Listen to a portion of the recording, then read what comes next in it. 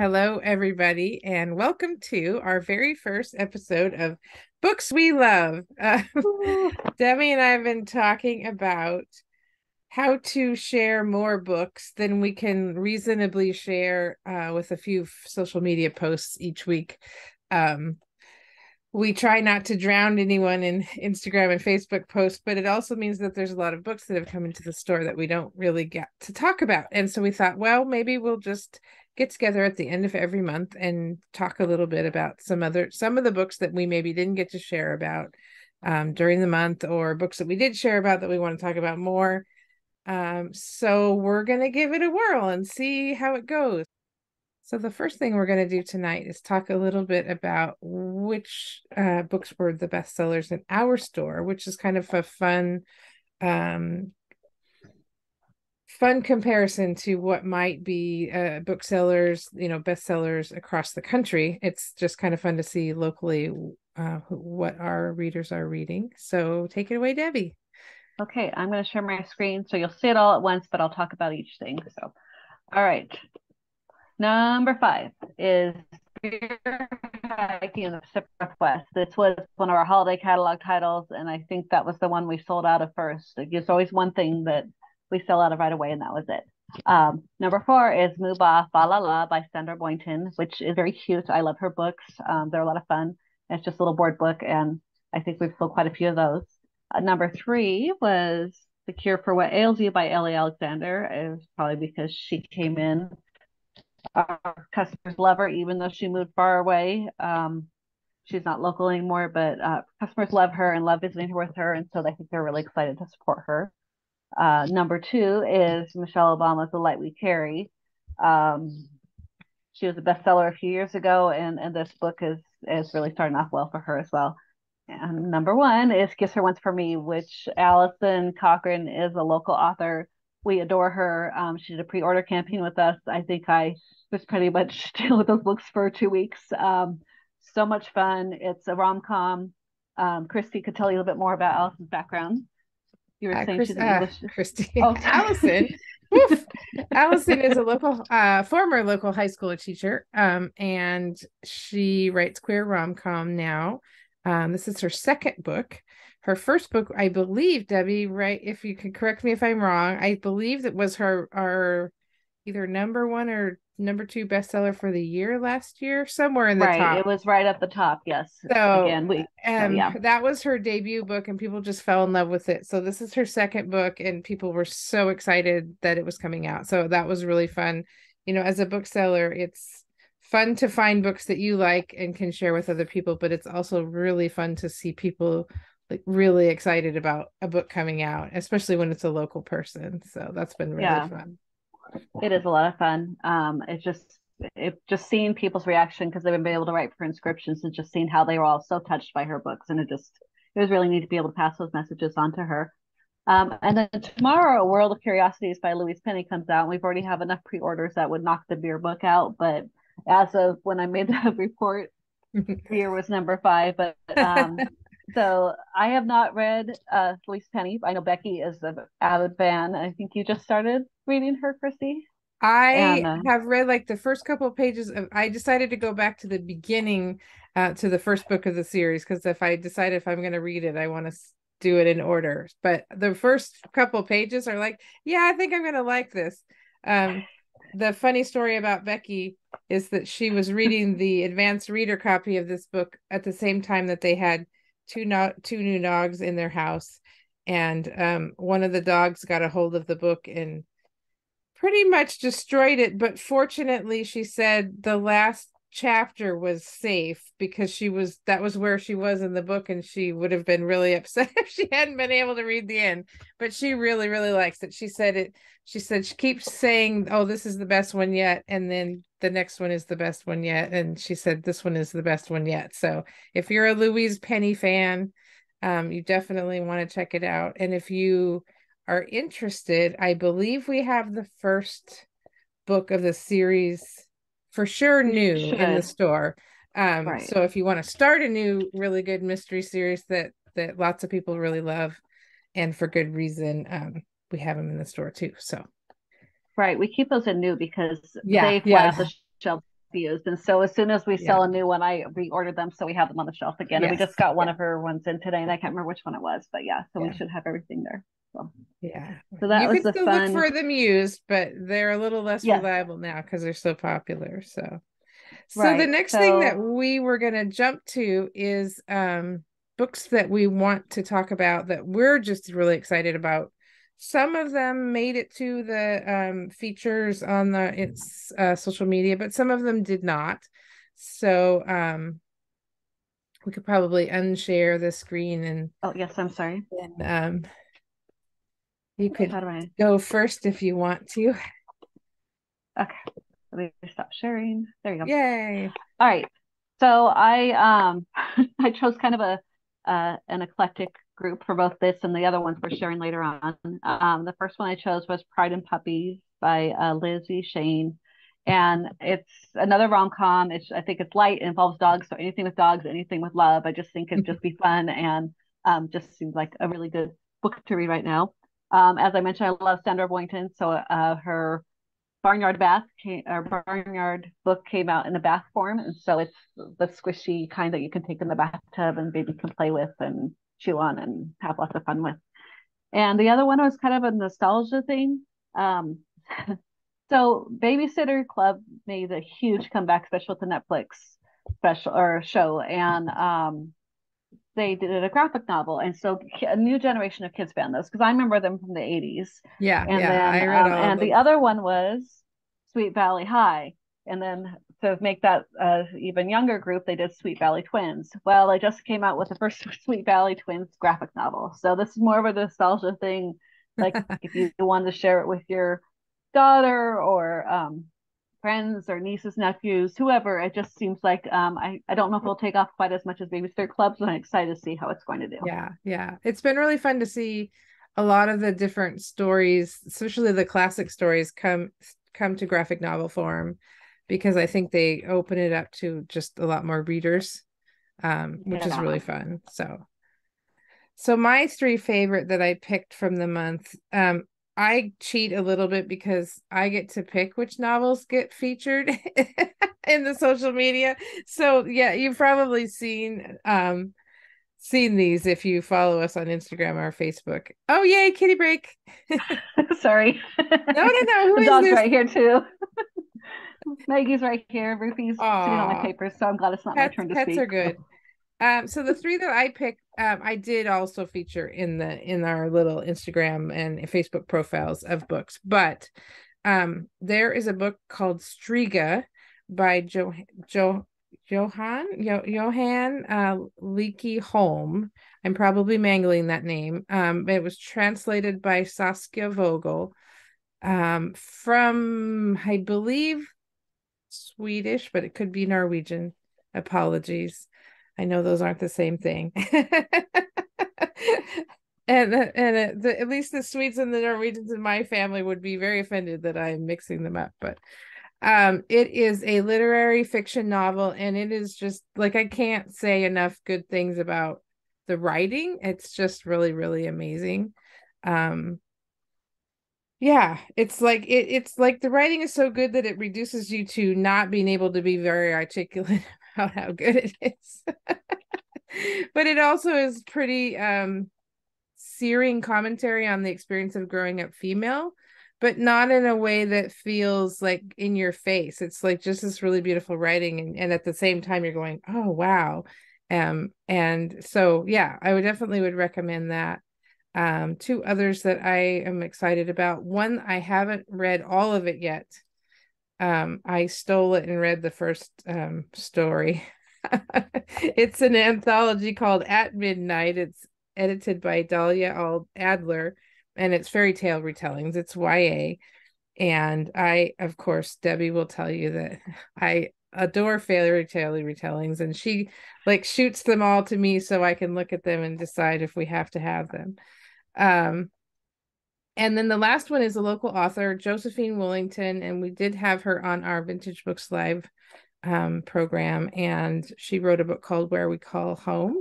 It's a nonfiction exploration of plants and animals in the Pacific Northwest and the relationships that those plants and animals have with people, and just really also very beautiful writing and fun to have. It's a local author, Josephine Willington, which I said, and it's also the publisher is Hooligan Press, which is the Pacific or Portland State University's graduate program.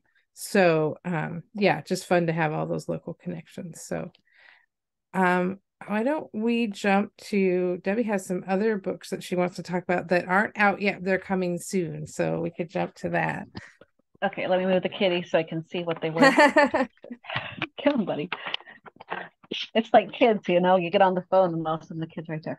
Okay, these are all coming out tomorrow, I believe. And as I was unpacking things and putting them on the shelves, these are the ones that I just kept going back to, kind of like with Strega. You've mentioned it like since you started reading it, you've been talking about it because it just touched you so much. So these are ones that a couple of them really touched me. The other one, yeah, we'll get there. So the first one was Art Hiding in Paris, an illustrated guide.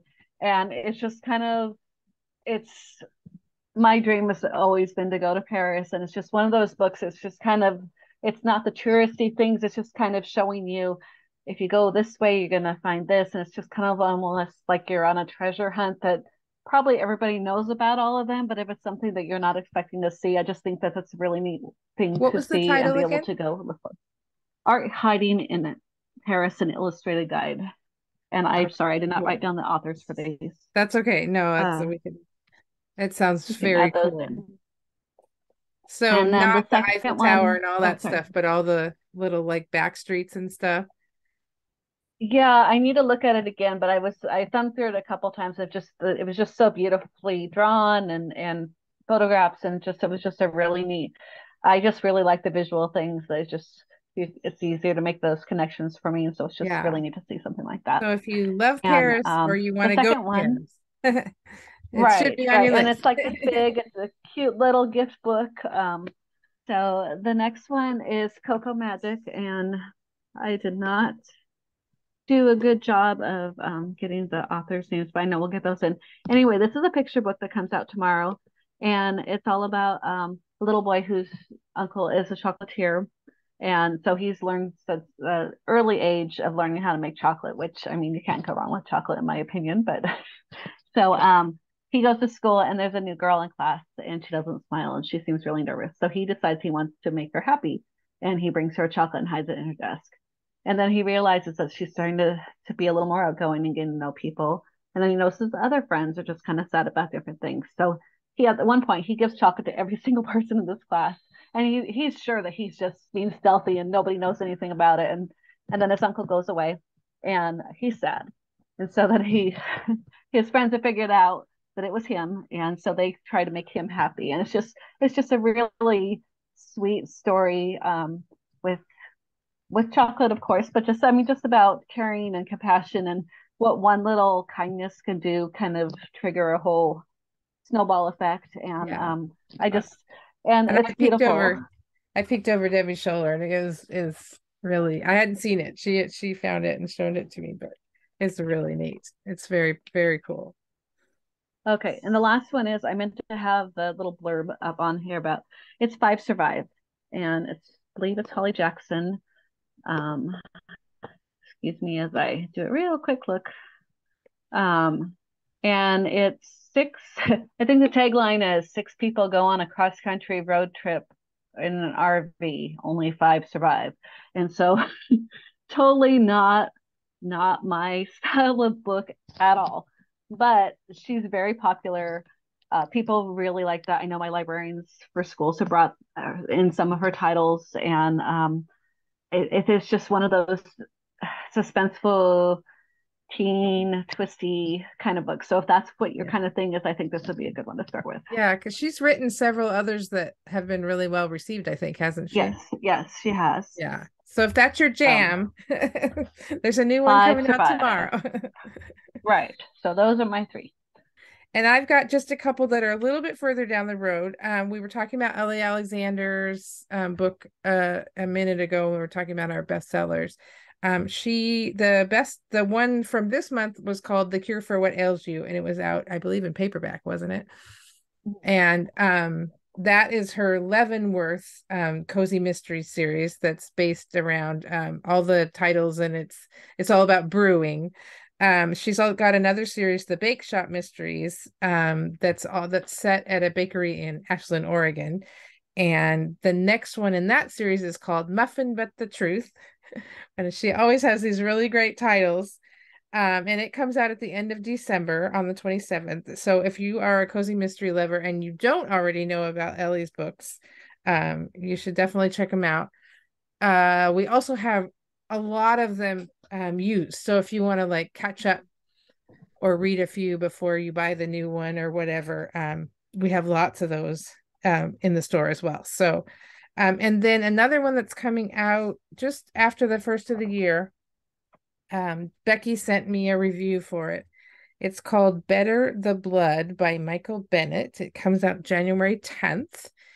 It is like a mystery detective story that's set, I believe, in New Zealand.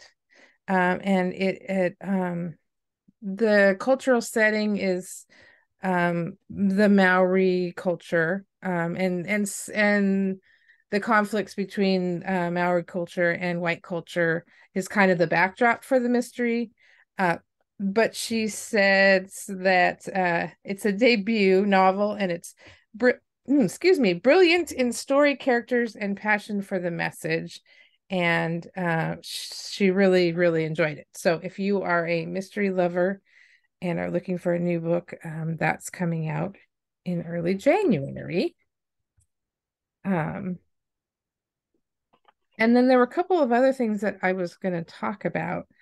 I don't know how many people know this. If you're familiar with vintage, you know that we're a used bookstore primarily, and our new book section is a small portion of the store in the front. But what you might not know, and this is probably true of most bookstores, although depending on the size of the store, the rate of rotation might happen at a different time. But we generally keep books on the shelf 3-4 months unless it's continuing to sell. And so we often have to send books back that we're super excited about, but for whatever reason, they just haven't been discovered yet. So we thought we would do a little bit in this show, talk about your last chance to get the book. And that's really a misnomer, because any book that's in print, we're happy to order for you, and we can usually get it within just a few days. So it's never really just the last chance, but we're just calling it that because it's catchy and makes you feel like you need to run in and buy the book right away. One of the books that do to rotate out is actually it's called Nettle and Bone. It's going to show up backwards on my screen, but by T. Kingfisher. It is fantasy. T. Kingfisher is one of my all-time favorite writers. I've joked to Debbie that I would read her grocery list. I would read pretty much anything she's written. She manages to make, I mean, her introductions and her acknowledgments are always hilarious too. So she writes these very quirky fantasy books, and really beautiful writing, but also just very wry and witty, and fun. And a lot of her stuff she actually self-publishes, because they're just kind of quirky enough that they don't fit into any publisher's sort of, they can't figure out where to put her. So so a few of them have been also picked up by publishers if they're like, oh yeah, that sort of fits within our stable. She also has written a ton of kids books under her actual name, which is Ursula Vernon. So yeah, that one's on the shelf. It's really great. Again, it's called Nettle and Bone by T. Kingfisher. Another book that's due to rotate out is called Year of the Tiger by Alice Wong. And that is a nonfiction book about disability, the experience of disability in the United States. She is a disability activist. And if you can find her on Instagram under, I believe it's called Disability Visibility, if you look that up. But she's just a really, really fantastic writer and really important topic. So be fun to see that one get snapped up by somebody. And then we also have some events coming up. I'm going to actually let Debbie lead the way. We got our book clubs fired back up again, and she is running the one that's been going. So I'll let her talk about that a little bit. Okay, we have a cozy mystery book club, and so it's still murder. Someone dies, but there's always some kind of it someone has some kind of bakery or coffee shop, or there's always an amateur sleuth, someone that just manages to find the trouble, and there might be a hint of romance there every now and then. And so what we're doing is we're trying to start with the first in a series, and I'm not just doing current series. I'm also trying to, that just came out. I started off with that just because people are less likely to have read them already, but it's fine if they have. And then we did one, State of the Onion, a couple months ago, and that was a little bit older of a series, and that one was a lot of fun. It was took place in the White House kitchen. And then I think I still need to figure out, we're not doing a meeting in December just because December is a little bit crazy at the bookstore for all of us. And so we'll do one in January, and we're going to have some kind of magical cozy mystery. I haven't quite narrowed it down to which one I want to choose because there's so many good ones out there. So, but we meet on the second Tuesday of each month at 2 o'clock. And so far we've just had a few people, but it's been fun. We've had great conversations, and we're all very excited about mysteries. And then we kind of talk about other books that we like to read. And it's just a lot of fun. And it's really nice to be able to get back into this because we started this, I think, December of 2019. So that not last very long because of COVID. So it's very Yeah. exciting to be able to actually have a book club again. Yeah. And then Christy's going to start up a book club as well in January. So that's really Yeah. exciting too. So she'll tell you about that. I am starting up a science fiction fantasy book club. It will meet the first Saturday of the month at 2. Um, our first book will be The Story of the 100 Promises by Neil Cochrane. Neil is a local author, and the book was published also by a local publisher. So that's kind of a fun combo. Neil was a guest on Vintage Books Live. So if you're curious, you can go find that on our YouTube page. If you're on our social media, it's in our link tree that you click on when you get the bio. And if you go to the website, you should be able to find it on the front page, a link to the YouTube. So you can find all of our past Vintage Book Live interviews. We are working on scheduling those for December. But you can go back in the meantime and watch some of the old ones. We are hoping to continue these Books We Love episodes. This is our first one, so we're still trying to get our feet under the ground and figure out what we're going to do. But we're thinking the end of the month. So probably a Monday night is when we're going to record them, and then we'll get them up on Monday nights. One other thing that we wanted to bring your attention to is a community event. Armand Tolentino is the Clark County Poet Laureate, and he is running some writing workshops. He does them once a month at the Cascades Presbyterian Church, usually on a Saturday. This time it's the 17th of December, from 10 to 12. And I'm trying to think how we can do this. You can register at his website. I'm going to read it slowly so that you can, next time I'll try to remember to bring a sign and show it to you. But it's www.armintolentino.com, and that's ARMINTOLENTINO, Armand Tolentino. And it says click on events. So it would be very lovely if you're wanting to just have a nice break. They're very chill. He calls them generative writing workshops. He's very lovely and personable, and he's just a fun person to listen to and chat with. And I'm sure the only reason I haven't been to one is they're on Saturdays and I'm at the bookstore. So, but I've had him, I've seen him a few times doing different things, and he's just really fun. So anything else that we are missing, Debbie, that you know about?